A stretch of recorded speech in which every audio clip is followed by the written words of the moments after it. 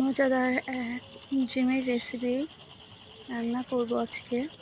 প্রথমে ডিমটা ভেজে নিতে হবে। হলুদের গুঁড়ো, মরিচের গুঁড়ো দিয়ে মেখে নিতে হবে। ভালো মতো করে মেখে নিব।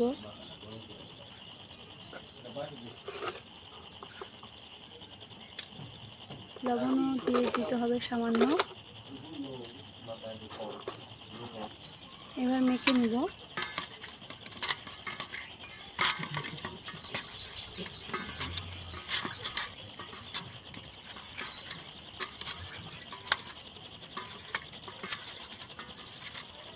মাখানো হয়ে গেলে এবার এটা তেলে ভেজে নেব।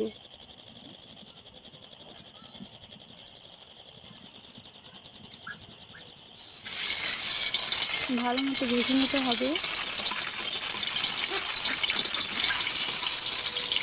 একটা একটা করে ছেড়ে দেবো।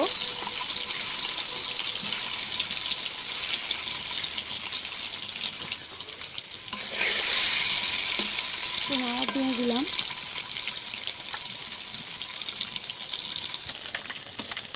একটা ভালো মতো ভাজা হয়ে গেছে।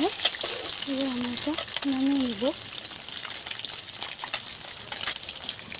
এভাবে ভালো মতো ভেজে নিতে হবে ডিমটাকে প্রথমে।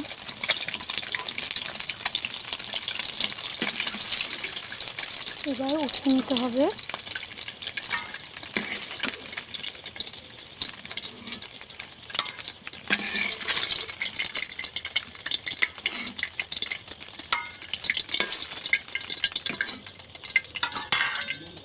ডিমটা ওখানে হয়ে গেছে। এবার তেল গরম করে পেঁয়াজ মরিচ কুচি করে রাখা সেগুলো ভেজে নেব। একটু নাড়াচাড়া দিতে হবে, হালকা ভাজা ভাজা করে নিতে হবে পেঁয়াজটাকে।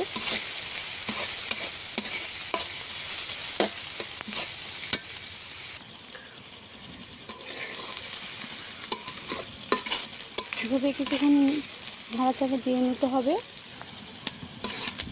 তো আমাদের ভাজাটা প্রায় হয়ে এসেছে। আমার ভাজাটা প্রায় হয়ে এসেছে। এবার পানি দিয়ে নেব। পানি দিয়ে ভালো মতো নাড়াচাড়া করতে হবে।